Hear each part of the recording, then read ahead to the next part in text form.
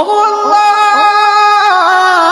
ওগো মালিক, তুমি ছাড়া তো আমাদের আর কেউ নাই, তুমি ছাড়া তো আমার আর কেউ নাই। আল্লাহ গো, তুমি যদি মাফ না করো কে আমাকে মাফ করবে? তুমি যদি মাফ না করো কে আমাকে মাফ করবে? তুমি যদি আমাকে মাফ করো তাহলে তোমার কোনো দিকে কমবে না, তুমি যদি আমাকে মাফ না করো তোমার কোনো দিকে বাড়বে না।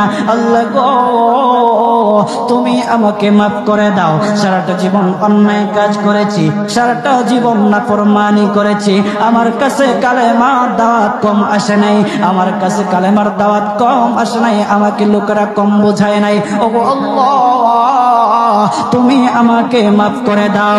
মাফ না করলে কোথায় যাব, কার কাছে যাব?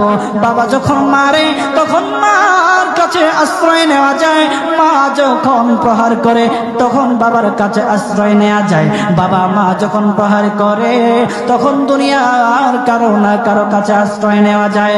ওগো আল্লাহ,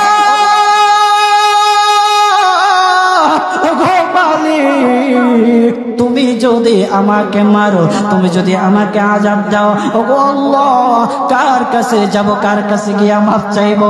ওগো আল্লাহ, মেহেরবানি করে মাফ করে দাও। এইরকম কান্না করতেছে, কান্না করতেছে, চোখের পানি তার এমন ভাবে পড়তেছে, দাড়ি ভিজতেছে, দাড়ি ভিজে জমিনের মধ্যে চোখের পানি পড়তেছে, কান্না করতেছে।